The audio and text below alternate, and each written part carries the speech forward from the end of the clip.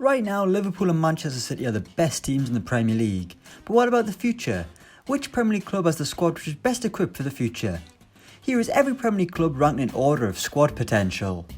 20th, Crystal Palace. Everything about Crystal Palace is about the present day. Their squad is fit for purpose, capable of staying in the Premier League this season. But would this squad be any good in 5 years' time? Absolutely not.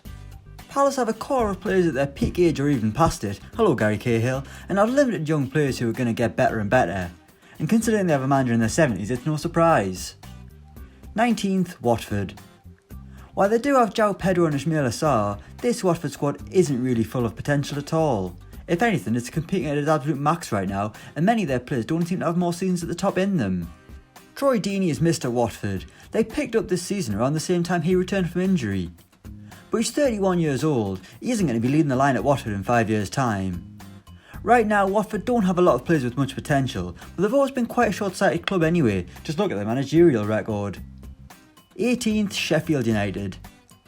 Everyone loves what Sheffield United have done this season. The way they've played this has been nothing short of remarkable, and they're a testament to Chris Wilder. But what about the future? For all their strengths, it's not a young squad. Dean Henderson won't be around next season most likely, while the core of Wilder's squad are over the age of 27, playing at their peak. Sure, they have some young players like Sander Berger and Ollie McBurney, but the bulk of their squad aren't going to get any better. Then again, this isn't the first time Sheffield United have been totally written off. 17th, Burnley. God bless Dwight McNeil, because Burnley would probably be rock bottom of this list if it wasn't for him. The rest of Sean Dyche's squad are pretty much Premier League veterans, players who've been round the block and know how to get the job done. He's got a strong spine of players that he rarely deviates from. I mean, come on, he still plays Phil Bardsley. Nowadays he's more famous for his wife being on some reality TV show. 16th, Southampton. Once upon a time, Southampton had the best academy in the country, you could say. But in the last few years, the players haven't been coming off the Saints conveyor belt quite as frequently. There are a few youngsters coming through such as Michael Obafemi and Will Smallbone, but that's about it. The rest of the squad are in their late 30s, as we still await the Hasenhüttl rebuild we expected last summer. 15th, Bournemouth.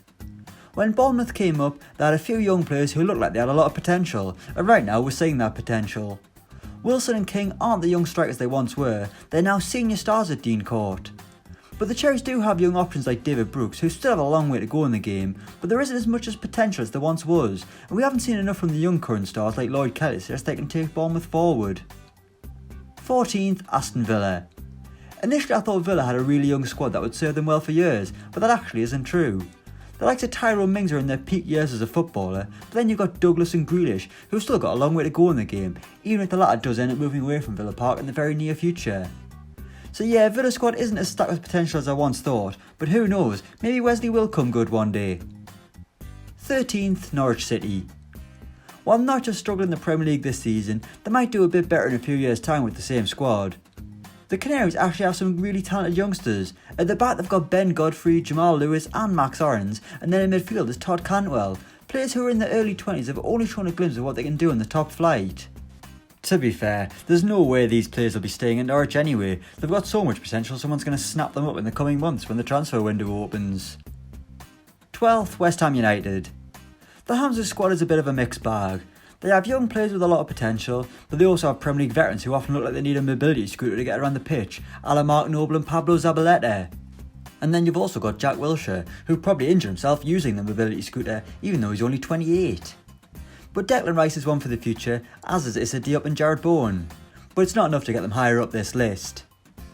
11th, Brighton. For a team that still has Glenn Murray as one of their main players, Brighton actually have a lot of young players with potential to go far in the game. Ben White, who's on loan at Leeds, is fantastic. Then the Seagulls have got Alex McAllister, who's yet to receive his debut, could be a real gem in blue and white. Maupay, Trossard, Connolly, Alzate, multiple players who've made a difference this season are still 25 and under, which is definitely good news for Brighton. 10th, Newcastle. All the Magpies need is 9 more Longstaffs and they're set for the future. But the two midfielder brothers aren't the only young players who have a lot more to achieve at St James's Park. Alan St Maximan's just 23 and he's frighteningly good. With all the natural ability in the world to tie defenders in knots, and the older he gets, surely the more clinical he'll be in front of goal. Joe Linton's only young as well, and he can't get any worse. The Magpies have some young players who are bought for their potential, which is why they're 10th. 9th, Everton. While Everton do have an old guard of players who are on the decline, they also have a plethora of young stars who are on the up. Richarlison, Calvert-Lewin, Tom Davies, Mason Holgate, even John Joe Kenny out on loan. These are just a selection of players who still have more to offer Everton and will only get better in the coming years, especially under the watchful eye of Carlo Ancelotti. And considering their youth side is chock full of talent too, the future has to be bright at Goodison. 8th, Tottenham Hotspur. A few years back, Tottenham probably had the squad with the most potential, but now some of those players should be achieving that potential. But that's not the case, with Spurs on something of a downward spiral. But they've still got young players who can get better and be elite level Premier League players. The likes of Lo Celso and Ndombele and Sessegnon are yet to really show us what they can do. The only issue is, will these young players be able to achieve their potential under Jose Mourinho? 7th, Arsenal. Just above their North London rivals, Arsenal have some players with huge potential. I mean, Gabriel Martinelli is a star in the making, and then you got the likes of Saka and Nketiah. But the Gunners also have areas in their squad that are littered with older players, which stops them from finishing higher in this list. Arsenal have the makings of a strong future squad, but right now it's not where it is for a reason, and that's merely down to the senior players not being up to it. 6th, Manchester City. This might seem harsh, but when you actually look at Man City's squad, it's a team that has its potential right now. The likes of De Bruyne and Aguero at their peak. I mean, De Bruyne might get better, but he's still only 28. City actually have a lot of players who are at their peak age rather than still considered as potential, which is why they're down in 6th. But that's not to say the future isn't still bright. I mean, Phil Foden's only a teenager and Gabriel Jesus is only 22. But in comparison to other sides, there are clubs with more potential in their ranks. 5th, Wolves. The fact Wolves are so high up is a testament to their recruitment. And a lot of their young players who have future potential are already sensational players, proven to be Premier League quality already, and a big reason why Nuno's team is so successful. But Neto, Neves, Jota, Adama, Podence, Dendoncker, they're all under the age of 25, which is a terrifying thought. This isn't just a flash in the pan, Wolves are going to be sitting with the Premier League's elite clubs for a long time to come. 4th, Liverpool. The Reds are the best team in England, but in terms of squad potential, I've got them in a surprisingly low position of 4th. But when you look at Klopp's current side, it's just Trent and Gomez who are still babies in the Premier League, as good as they are, whereas the other first team players are seasoned veterans at the peak of their powers. Sure, they have incredible young players like Curtis Jones and Harvey Elliott, and some top quality defenders like Seth van den Berg and Kijana Hoover, but they might not be able to ever match the quality Liverpool currently have, which is why they're in 4th place. 3rd, Leicester City. When you look at Brendan Rodgers' strongest starting 11, you'll notice how young a side he has, which makes their season all the more impressive. Sure, they've got experience in the likes of Vardy, Evans and Schmeichel, but the rest of their players are young and hungry footballers who've been given a chance to express themselves by Rodgers. And more importantly, a lot of them are at an age where they can still develop and get even better. That's why Leicester is so well positioned as a football club, geared up for many more years near the top of the table. 2nd, Manchester United. If Manchester United's recruitment of ready-made stars had been better in the past few years, they would have a sensational squad, as they have young players ready to take them in the next 5 years.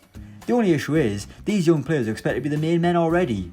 I mean, there's no way Daniel James and Mason Greenwood should have played as much as they have, but they've simply had to. Solskjaer has a lot of talent at his disposal, just waiting for someone to get every ounce of potential out of them. And if Ollie doesn't do so, he'll have a lot to answer for. While they haven't got another class of 92 on the horizon, there are a lot of stars coming through at Old Trafford, and Ole Gunnar Solskjaer needs to make sure they become stars. And number 1, Chelsea. At the start of the season, everyone was pondering how Chelsea's kids were going to get on under Frank Lampard. Well, they've done pretty damn good in fairness. Sure, they're not perfect, but for a lot of these players, it's their first proper taste of Premier League football. Tammy Abraham only had 1 season under his belt, while Mason Mount and Reece James were Premier League newbies. But they've all excelled, and now we've got the incredible Billy Gilmour, who already looks at home in the Chelsea midfield despite being just 18 years old. This Chelsea team has a bright future ahead of them, and they are the club with the most potential in the Premier League today. So there we have it, that's every current Premier League club ranked in order of squad potential, from the least to the most. Have we got it wrong? Let us know in the comments below, and don't forget to like, share and subscribe. And you can also follow me on Twitter, I'm at HITC James, and as always, keep washing your hands, kids.